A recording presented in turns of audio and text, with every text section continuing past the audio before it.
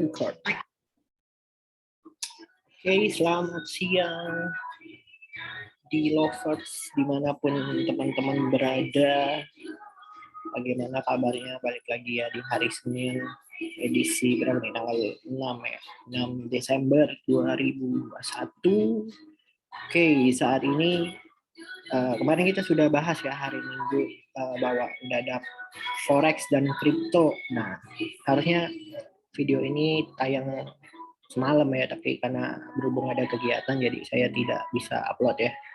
Oke, kita akan mulai membahas saham ya, analisa saham. Sudah ada beberapa message yang masuk ke saya buat dibahas. Dan sekali lagi ini disclaimer on, jadi kan selalu second opinion buat pemain saham. Ada yang heboh hari ini ya, saham gimana kode broker ditutup. Sebetulnya ini jadi peluang atau justru jadi bumerang? Kalau dari pandangan saya sih, dengan adanya kode broker ditutup, jadi semakin menarik ya di persahaman kita ya. Karena di luar sana juga sudah lama ya ditutup, cuman kita baru aja. Dan ini akan menjadi menarik karena akan ada price action player sama fundamental player, dan bandarmologi juga saya rasa masih bisa sih ya, lihat bid offer lah kan, pasti para bandarmologi players juga udah bisa mengantisipasi ya. Saya yakin mereka punya cara sendiri ya. Overall market hari ini menarik ya, di sesi 1 ini saya recordnya di sesi 1. Jadi kita akan membahas beberapa topik ya teman-teman ya.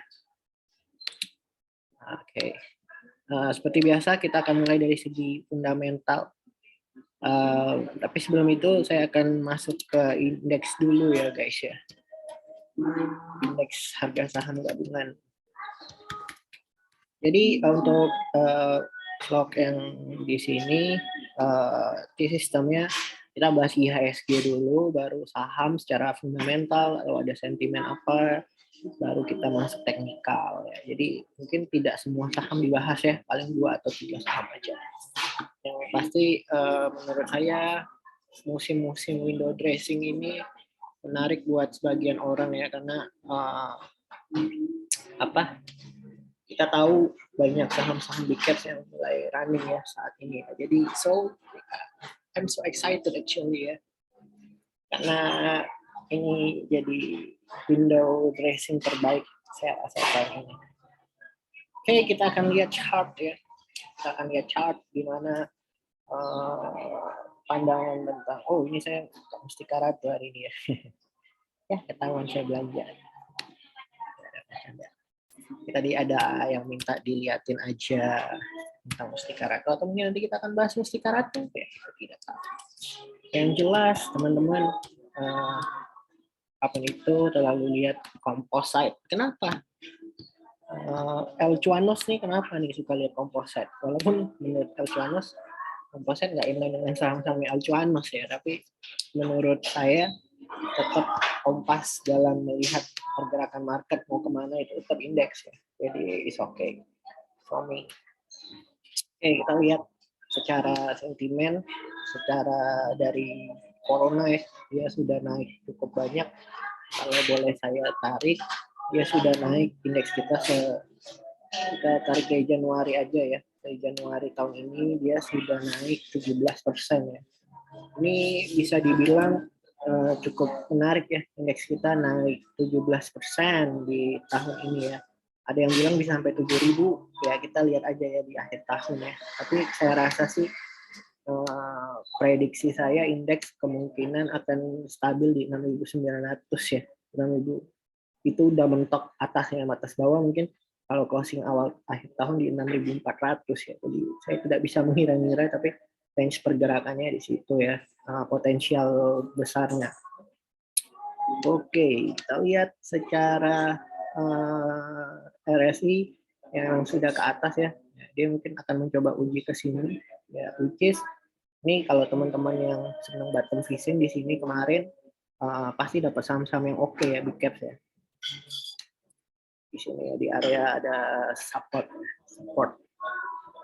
ya, di sini ya. Oke, kalau dilihat dia menolak turun ya.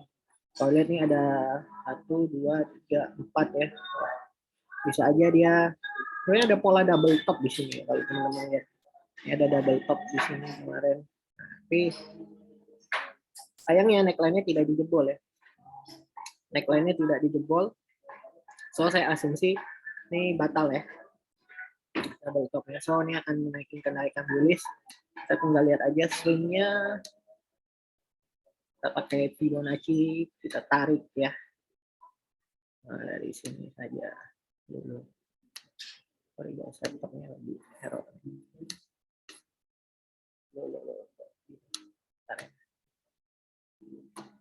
Maklum ya guys.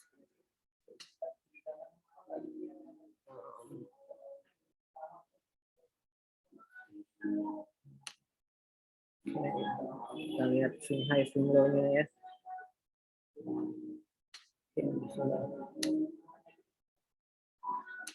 Ya, saya ambil di sini swing high, swing low. Sebenarnya bisa di sini sih, lebih dalam di sini. Sorry nggak presisi karena oke, kalau dilihat ya di antara Vivo 23 ya guys. Teman-teman lihat ya. Dia menolak ke 38 jadi dia stabil di sini pantulan-pantulannya. Which is ya kita lihat kalau dia lanjut ini terus ada potensial dia akan rebound ya, rebound ke atas dan kemungkinan agak sulit untuk akhir tahun di bawah 6.300, but ya kita lihat makanya saya bilang 6.700 sampai 6.500 ya, mentok-mentok 69. Saya nggak yakin besok bisa sampai 7.000 ya, tapi who knows, kita nggak tahu, siapa tahu ada market maker sini yang nonton kan, jadinya waduh ini salah, cuan salah. Oke, kalau saya bisa projectionnya tetap di 6.900 ya, memang ini jadi area primadona ya 6.900. Mungkin saya rasa di Januari pertengahan bisa ke sini. Saya mengatakan dia bisa ke sini. Tapi overall saham-saham blue chips pasti akan naik ya. Saham-saham blue chips pasti akan naik. Ya kita tinggal cari aja saham-saham yang kayak Bensin, BBRI, apa. Tadi hari ini ada INTP ya. Oke, kita akan coba bedah sedikit ya saham-saham big caps ya, karena udah bahas composite, jadi saya akan bahas big cap 1, small cap 1, sama requestan teman-teman 1 ya, kayak gitu. Jadi selalu sabar ya. Oke, kita akan mulai dari big cap. Saya akan ambil INTP, IN yang suka TP. Wow, that's amazing ya. Sebelum itu kita akan buka fundamentalnya dulu di NTP. NTP, oke, ini bukan promosi. Ini saya pakai Stockbit memudahkan aja, memudahkan teman-teman buat make ya. Stockbit juga sekarang Stockbit gratis ya. Kalau buka akun di sini, ya ini bukan promo Stockbit. Halo Stockbit, kapan mau jadi endorse saya? Canda ya. Oke, kita akan buka INTP. Biasanya saya akan melakukan case statistik dulu nih, guys. Jadi hal yang pertama saya lakukan dalam melihat fundamental, saya akan lihat case statistik. Jadi jangan dibikin ribet ya kalau teman-teman masih belum paham fundamental. Ini saya akan ajarin pelan-pelan ya. Tapi kalau mau lebih intens bisa ikut kelas belajar ini. Saya ada ngajar di sana.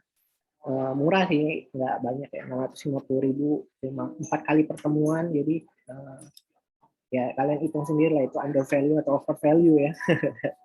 But kita lihat secara PE ratio 25, saya akan coret pasti untuk invest, karena bagi saya di bawah 25 harusnya ya, karena ini dia big caps, mungkin kalau lebih murah di 12, kalau pairnya 12 mungkin saya akan lirik INTP. Tapi just for trading is okay lah. Just for trading, ikutin trend line, nggak perlu lihat fundamental. Tapi overall kalau kita lihat EPS-nya menarik ya, ada 500-an, 500 rupiah ya. Ini nanti teman-teman tinggal dikali aja dengan ini. Karena market cap-nya gede, saya nggak tertarik jujur aja ya. Saya biasa di bawah 9T, di bawah 10T. Ya. Kita kan lihat finansialnya. Finansialnya INTP, kalau dilihat Q1-nya pendapatannya justru naik ya sampai Q3 ini, dan labanya juga tumbuh cukup signifikan 300 ke 700, ini sudah hampir 60-70%. Labanya ya sangat menarik ya kalau dilihat.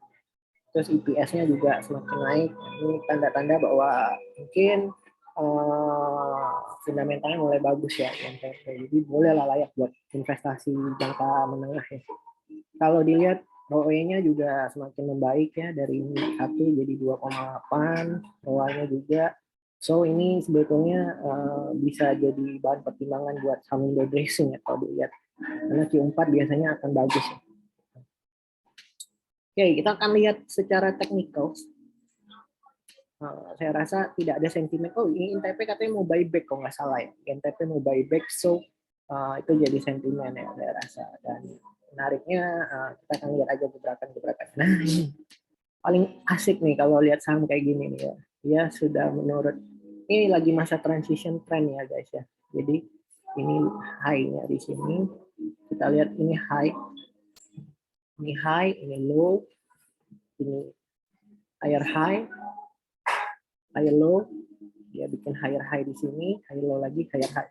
Nah ini secara konsep dia sudah membentuk bullish ya, dan ini dia bikin lower high. Nah, ini lagi masa transisi, higher low, sorry, low karena tidak lebih besar dari ini. Ya, ini sebetulnya udah menarik ya kalau kita tarik Fibonacci ya. Kalau mungkin teman-teman tarik di sini, kita akan lihat dia akan mantul di 618 di sini. Dan ini menarik karena ini bisa jadi area entry, udah telat gitu mau masuk. Cuman kalau mau ngincar potensi ya at least sampai 13.000 mungkin bisa ya, 13% ya. Saya udah masuk kemarin di sini, ya lumayan lah ya, bisa dapat 13%, ya udah menghitung target awal bulan ini ya, bulan Desember. Oke, di sini ada 14.000 target terdekat, jadi bisa dipakai. Secara overall sih dia kalau laporan keuangannya bagus, mungkin dia akan mengincar di sini ada support, ada resistance di 16.000 ya di sini. So tetap jaga money management, disclaimer on, jadi second opinion. Menurut saya INTP layak buat dikoleksi di window dressing. Dan risknya juga kecil ya. Dan biasanya dia bagi dividen nih akhir tahun. Biasanya dia bagi dividen lagi. So menarik sih buat dilihat. Oke, next kita ada requestan MTPS ya. MTPS dari salah satu alumni belajar in. Jadi dia minta dilihatin apakah masih menarik ya MTPS gitu ya. Oh, Meta FC.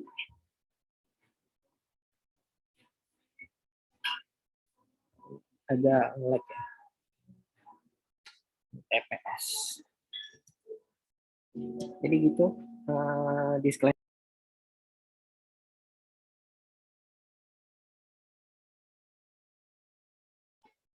Sorry ya keputus ya. Ini sampai mana tuh?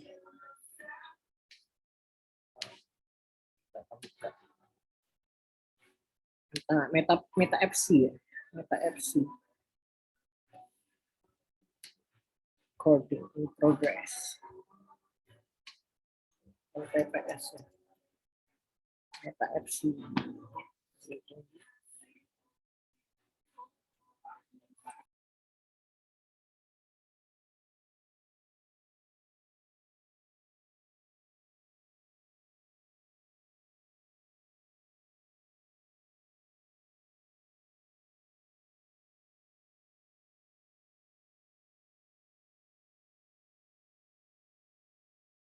Oke, sorry teman-teman terputus karena sinyal lagi kurang stabil. Jadi kita lanjutin lagi kalau misalnya video ini kepotong. Jadi nanti kita akan bikin lagi deh. Tenang aja.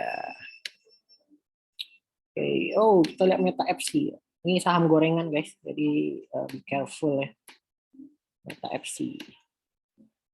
Ya, Meta FC atau MTPS ya.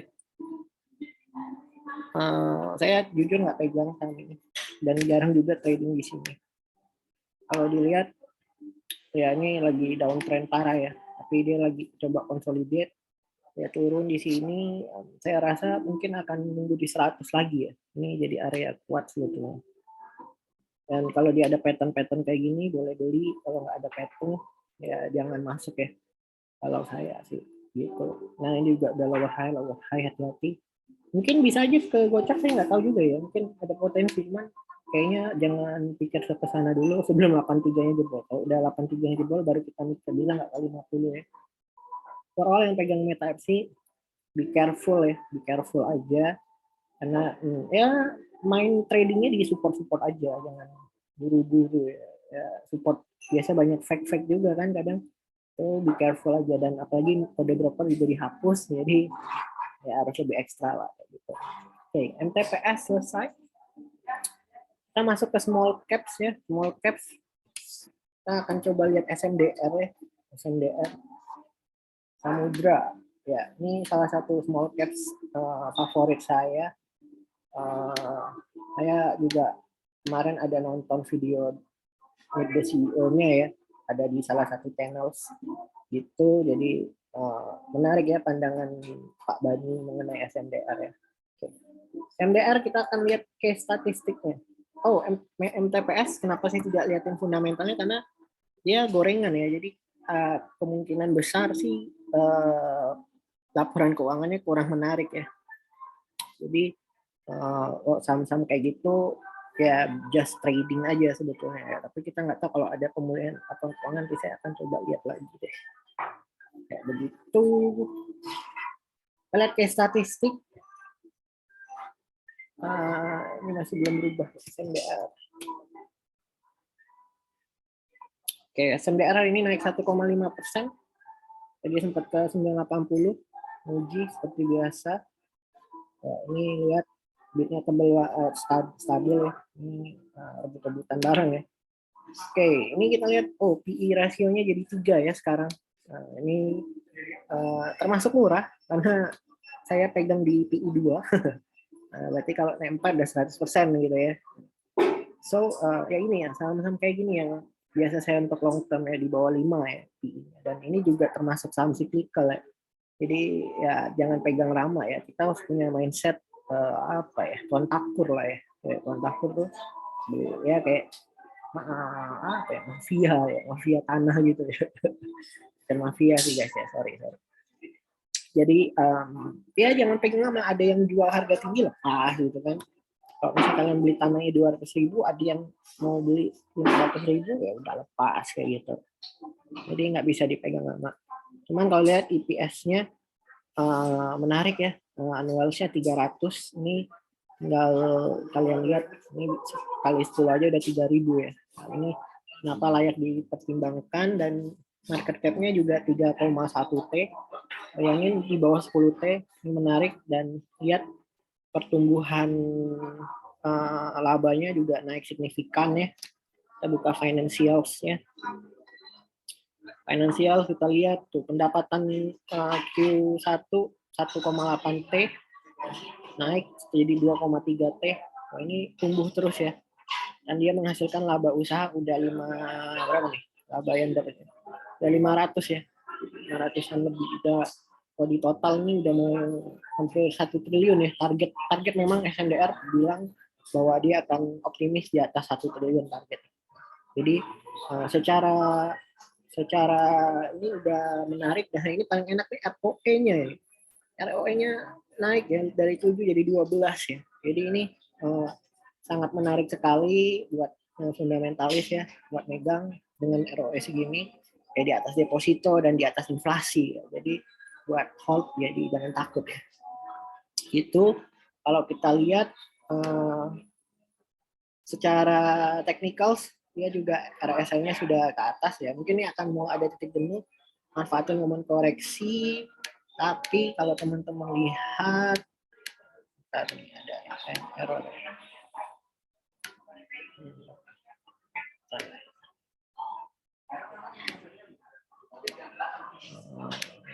Saya coba kita buka.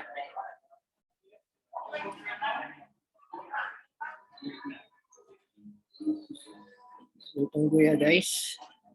Oke, ya ini ya Karena dia udah nge-break trennya di sini, cuma ada gap, ya gapnya bisa aja ditutup, bisa aja enggak gitu. Cuman kalau kita lihat dia sudah bikin high lagi, dia bikin high low. Ya, ini saham yang bagus ya untuk jangka panjang. Target saya sih dia 1.200 ya ditutup tahun ini. Kalau bisa sih ini ada potensi bisa, dan besok akan uji 1.000 ya, masih ada 15 perak ya kalau bisa. Incar-incar aja ya. Ini tapi udah disclaimer on, saya udah punya di harga 600 sama 500, jadi kalaupun mau beli it's not good ya, telat sih. Ya tapi tidak ada kata telat ya, jadi bisa aja manfaatin momen ya buat trading, oke lah, just buat trading, but it's okay. SMDR I guarantee bisa buat long invest ya, karena harga kontainer juga tinggi banget sampai sekarang. Jadi ini jadi potensial ya. Dan ingat SMDA ini juga punya jasa operator pelabuhan ya. Bisa aja dia akan menjadi operator pelabuhan di negara mana pun, bisa aja itu juga menghasilkan cuan. Jadi lihat SMDA tuh teman-teman harus lihat secara besar. Sentimennya juga good banget ya. Jadi kalau mau beli SMDR, saya rasa sih di 900 bagi saya sih nggak terlalu mahal ya, tapi buat yang udah beli di sini pasti mahal gitu. Tapi ya so-so lah kalau mau incar, saya rasa sih bisa dapat satu beggars ya, satu beggars di SMDR ya. Oke, gitu aja, sekian dari analisa mingguan saham. So be careful di window dressing, jangan keburu-buru belanja. Tips dari saya ya kalau merah beli gitu, lagi koreksi ya, tapi koreksinya lihat dulu, kalau koreksi 1-2% ada baiknya incar ya, karena biasanya dia akan terbang ya setelah koreksi panjang gitu. So selalu jadi ini second opinion, tetap pakai jaga manajemen. Kita ketemu di analisa mingguan selanjutnya.